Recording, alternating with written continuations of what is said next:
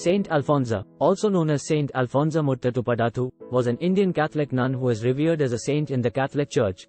She was born on August 19, 1910, in Kudamallur, a small village in the Indian state of Kerala. Her parents, Joseph and Mary, were poor farmers and devout Catholics. At the age of 3, Alphonsa contracted a severe case of smallpox, which left her permanently scarred and with impaired vision.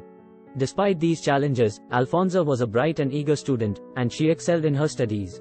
Her parents encouraged her to pursue a religious vocation, and she entered the Franciscan Clarist congregation in 1927. Alphonsa's early years in the convent were marked by illness and suffering. She suffered from various illnesses, including tuberculosis and typhoid fever. Despite her poor health, she was known for her piety and devotion to God. She spent much of her time in prayer and contemplation, and she often offered her suffering as a sacrifice for the salvation of souls.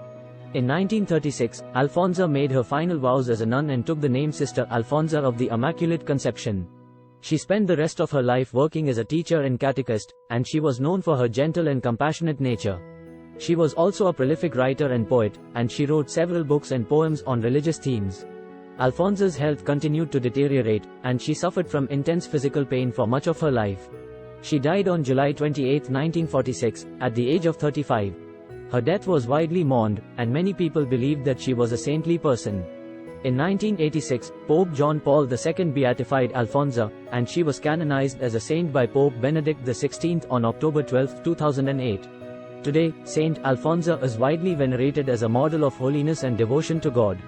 Her life and example continue to inspire people around the world, especially in India, where she is regarded as a national treasure and a symbol of the country's rich spiritual heritage.